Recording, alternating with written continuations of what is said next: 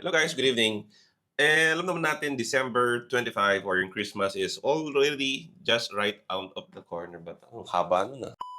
Hello guys, vlogger na naman tayo. Nga pala si Kevin, isang OFW dito sa Dubai. And for today's video, i-share ko sa inyo is about news na lumabas recently dito sa Dubai. So sanang i-share sa inyo dahil malapit na ang Pasko, ilang araw at tulog na lang.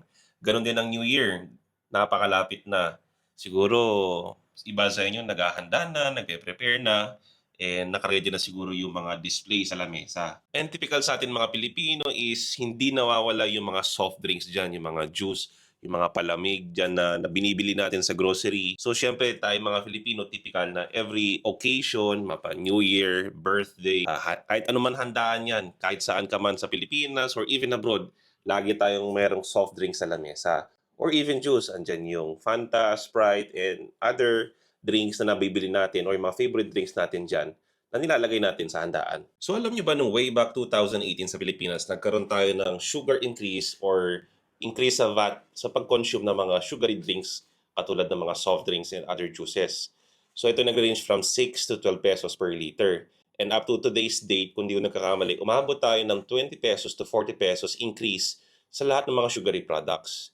Now, comparatively here dito sa Dubai, pinupush tayo or ina-encourage tayo ng mismong Dubai na maging fit sa ating daily living. So kung nabalitaan nyo, last December 11, naglabas ng news ang government or ang Dubai na lahat ng mga sugary products, lahat ng mga favorite products natin, regardless of soft drinks or juice or any kind of product na binibili natin sa grocery, kakaroon na siya ng dagdag na tax. But itong tax nito is tiered tax.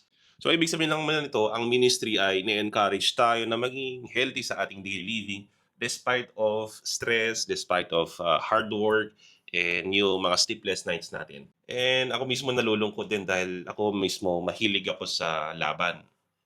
Yung mga taga-Dubai dyan or taga-Middle East, alam nila yung laban. Red, even yung figs and yung lime and lemon, paborito ko yung mga yon. So, kung ngayon nabibili ko siya ng 1 to 1.5 dirhams, so probably by next year, maging 2 dirhams up to 250. Very sad, but well, the government and the ministry are helping us to achieve a good living and healthy lifestyle. So yun lang guys, thank you for watching and see you in the next vlog. Goodbye.